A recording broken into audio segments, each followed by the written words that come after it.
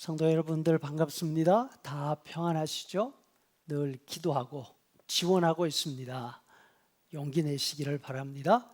주님 가르치신 기도 함께 하십니다.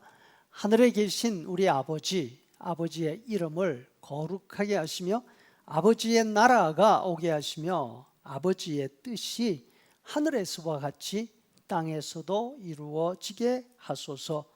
오늘 우리에게 일용할 양식을 주시고 우리가 우리에게 잘못한 사람을 용서하여 준 것 같이 우리 죄를 용서하여 주시고 우리를 시험에 빠지지 않게 하시고 악에서 구하소서. 나라와 권능과 영광이 영원히 아버지의 것입니다. 아멘. 다 함께 찬양하는 시간 가지겠습니다.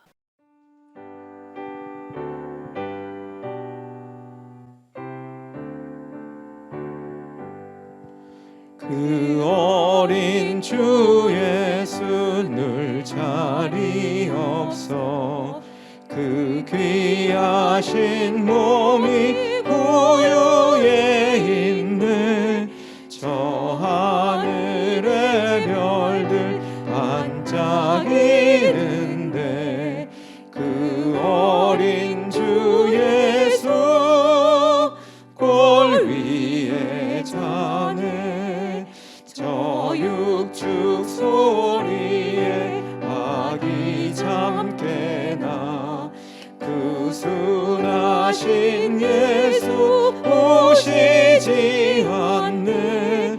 귀하신 예수를 나 사랑하니 새날이 밝도록 함께 하소서. 주 예수 내 곁에 가까이 계셔 그 한없는 사랑을 베푸시고 온 세상 악이들 다 품어주사 주 품 안에 안겨 살게 하소서. 함께 읽을 하나님의 말씀 구약성경 사무엘상 16장 6절 7절 2절입니다. 그들이 오매 사무엘이 엘리압을 보고 마음에 이르기를 여호와의 기름 부으실 자가 과연 주 앞에 있도다 하였더니 여호와께서 사무엘에게 이르시되 그의 용모와 키를 보지 말라. 내가 이미 그를 버렸노라. 내가 보는 것은 사람과 같지 아니하니 사람은 외모를 보거니와 나 여호와는 중심을 보느니라 하시더라. 아멘. 여러분, 사람에게 있어서 외모는 무시할 수 없는 요소입니다. 한국 청년들이 결혼 혹은 데이트 상대로 이런 조건을 선호한다고 합니다. 남자의 경우 키가 기본적으로 180은 돼야 하고 얼굴은 말할 것도 없습니다. 최소한 어깨가 허리보다는 넓어야 하고 SKY 학벌의 대기업 아니면 공기업 출입증 정도는 달고 있어야 한다. 그럼 여자의 경우는 어떻습니까? 여자도 일단은 키가 커야 됩니다. 165 이상, 얼굴은 당연히 A급이어야 하고 날씬해야 합니다. 최소한 서울 소재 대학을 나와서 중견기업 이상 혹은 공무원이어야 한다. 여기에다가 서울에 집을 사는데 보탤 수 있는 자금이 준비되어 있으면 더 좋을 수 없는 거죠. 그런데 이런 기준에 부합하는 미혼 남녀가 과연 얼마나 있을까요? 아무리 높여 잡는다 하더라도 0.1%도 되지 않을 것 같지 않습니까? 그러니까 대부분의 아이들이 결혼하지 못하고 40을 넘기는 이런 현상 충분히 이해가 갑니다. 기성세대인 우리는 참 다행입니다. 이 시대에 태어났더라면 어떡할 뻔했습니까? 대부분 시집도 장가도 가기 다 틀린 사람들 아닙니까? 이 기준에 하나가 맞기도 힘이 듭니다. 사람의 눈에 들기는 이렇게 힘이 듭니다. 그러나 실망할 필요 없습니다. 하나님께서 사무엘에게 이렇게 말씀하시기 때문입니다. 7절 하반절에 보니까 사람은 외모를 보거니와 내가 보는 것은 사람과 같지 아니하다. 다시 말해서 사람들이 보는 거 그거 아니라는 것입니다. 사람이 보는 것이 잘못되었다는 것입니다. 사람이 보는 기준이 잘못된 이유가 무엇일까요? 사람은 상대를 볼 때 눈으로만 보기 때문입니다.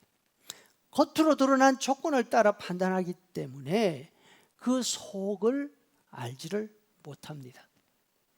여러분, 구정물통이 있지 않습니까? 어릴 때 경험물이 참 귀했습니다. 설거지한 물도 함부로 버리지 않았습니다. 구정물을 큰 항아리에다가 모아두었다가 텃밭 채소에 물 줄 때 사용하곤 했습니다. 설거지한 구정물을 모아놓은 항아리를 들여다보면 그렇게 맑을 수가 없습니다.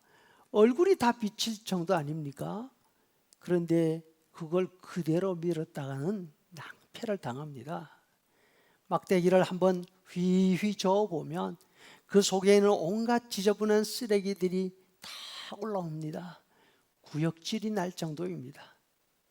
사람이 눈으로 보는 것은 이와 같습니다. 그 속에 무엇이 들어있는지 가늠조차 할 수 없습니다. 사람은 겉을 보고 한눈에 빠져버리고 맙니다.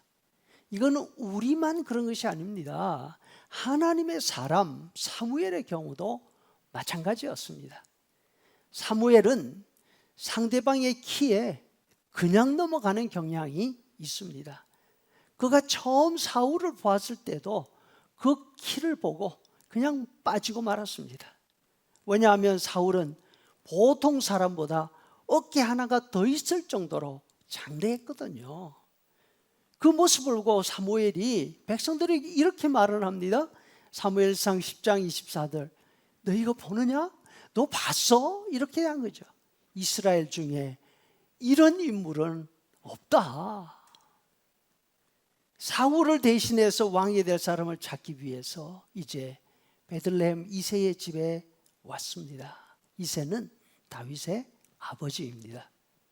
이새의 큰아들 엘리압을 보자마자 사무엘이 이렇게 말합니다. 6절에 과연 여호와 앞에 있는 왕제목이구나.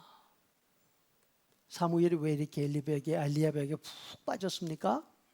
그 키 때문입니다. 이번에도 또 키에 넘어가고 말았습니다. 하나님이 말씀하십니다. 너는 그의 용모와 키를 보지 말아라. 엘리압의 키, 잘생긴 얼굴, 그것을 기준으로 삼지 말라는 말씀이지요. 그러면 하나님이 말씀하시는 기준은 무엇입니까? 사람은 외모를 보거니와 나 여호와는 중심을 보느니라. 마음을 보신다는 것입니다. 하나님은 겉이 아니라 속을 보시고 사람을 선택하십니다. 사무엘이 한눈에 반한 엘리압은 그 속이 어떤 사람이었습니까? 시기와 질투로 가득 차 있습니다. 사무엘상 17장 28절에 보면 큰형 엘리압이 다윗에게 노를 바라여 이르되 나는 너의 교만과 너의 마음의 완악함을 아노니 네가 전쟁을 구경하러 왔구나. 여러분, 다윗은 8번째 막내 동생입니다. 아직 소년에 불과합니다. 아버지 심부름으로 형들 음식을 가지고 왔지 않습니까? 장형이 볼 때 귀엽고 안쓰럽고 그래서 안고 쓰다듬어 줘야 하는 그러다 모자랄 판 아닙니까? 그런데 그 어린 아이에게 시기심이 발동을 합니다. 화를 냅니다. 사무엘은 사울의 속을 알지 못했듯이 엘리압의 속도 가늠하지를 못했습니다. 정말로 아닙니다. 이에 비해 다윗은 큰 사람이 아니었습니다. 사울 왕의 갑옷을 입었을 때 걷기조차 힘들었습니다. 하지만 하나님은 사무엘이 키를 보고 반한 사울과 엘리압을 버리시지 않습니까? 작은 다윗을 택하셨습니다. 왜요? 그 마음이 하나님의 마음과 일치했기 때문입니다. 사도행전 13장 22절, 내가 다윗을 만나니 내 마음에 맞는 사람이라. 그가 내 뜻을 다 이룰 것이다. 우리는 키도 생김새도 지금까지 살아온 이력 바꿀 수 없습니다. 그럼에도 불구하고 지금 이 순간 우리가 바꿀 수 있는 것이 있습니다. 그것은 바로 우리의 마음입니다. 우리의 마음이 하나님을 향하면 우리도 다윗처럼 하나님의 뜻을 이루어 드리는 사람이 될 수 있습니다. 어느 곳에 있든지 어떤 일을 하든지 우리가 마음을 준비해서 하나님의 선택을 받는 사람들이 되었으면 좋겠습니다. 이제는 우리 구주 예수 그리스도의 은혜와 아버지 하나님의 크신 사랑과 성령의 인도 교제 충만케 하심이 우리의 마음을 하나님께 드리기를 원하는 성도들의 머리 위에 영원토록 함께 있을지어다. 아멘.